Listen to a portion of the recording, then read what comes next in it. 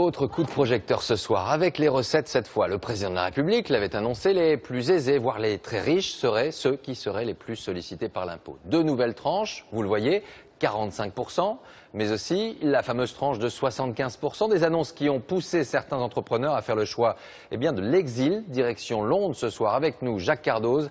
Jacques, vous avez rencontré ces Français. On se souvient de la phrase du Premier ministre britannique David Cameron qui leur proposait le tapis rouge. D'abord, sont-ils si nombreux, ces Français, à avoir franchi la Manche ?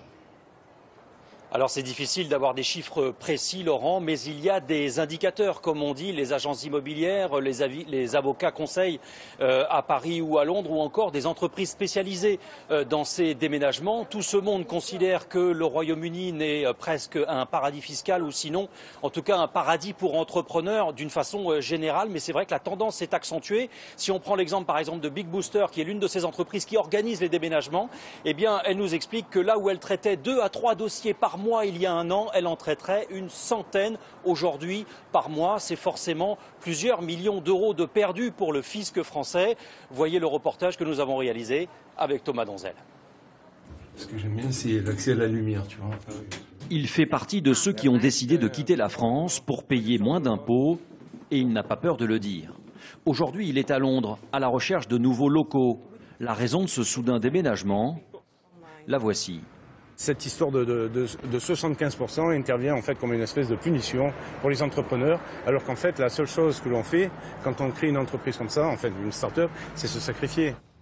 Au-delà de cette mesure fiscale qui ne s'applique pas aux sociétés, Thierry Laurent est surtout à la recherche d'un nouvel état d'esprit.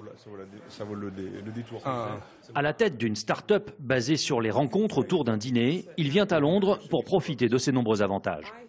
C'est une question en fait d'environnement global. Vous avez non seulement les capitaux qui viennent s'installer à Londres, vous avez la capacité d'intégration qui est quand même plus facile, plus bien sûr la fiscalité qui est certainement beaucoup plus favorable au développement, en tout cas d'une start-up. Son chiffre d'affaires est actuellement d'1,5 million d'euros. Il espère tripler d'ici 3 ans. L'homme d'affaires a déjà fait ses calculs. Ici, il paiera moins de charges salariales qu'en France, où selon lui, la fiscalité est devenue confiscatoire. Et à partir du moment où la fiscalité est telle qu'en fait elle spolie littéralement le potentiel de retour sur investissement, je trouve ça scandaleux. C'est scandaleux.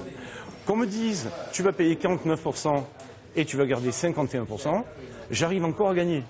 Mais là carrément c'est de la confiscation. Et ça c'est pas acceptable. C'est pas acceptable du tout. Partir de son pays, c'est laisser une partie de soi-même derrière.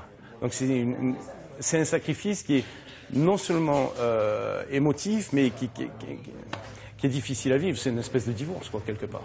Marc Gatto, lui, n'a pas décidé de déménager, en tout cas pas tout de suite. Pour commencer, il vient monter une filiale à Londres. Il l'a fondée alors qu'il était encore dans le train. Avant même de s'asseoir dans le taxi, tout s'est donc fait par Internet et il n'en revient pas. Je prends le TGV à Lille ce matin. En moins de temps qu'il faut pour faire Paris-Lille, on crée une société, on a un cabis, je crois que tu as un cabis avec toi. Ici, en Angleterre. Voilà, en Angleterre, donc on a une limited society en quelques minutes.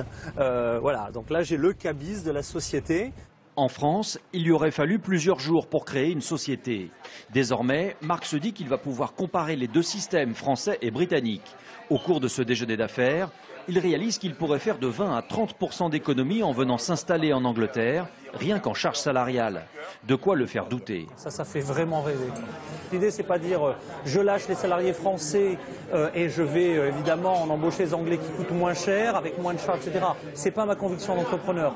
Ceci dit, si on développe l'activité en Angleterre et qu'évidemment les charges sont moins chères, les équipes anglaises coûtent beaucoup moins et rapportent beaucoup plus, mettez-vous à la place d'un patron comme moi.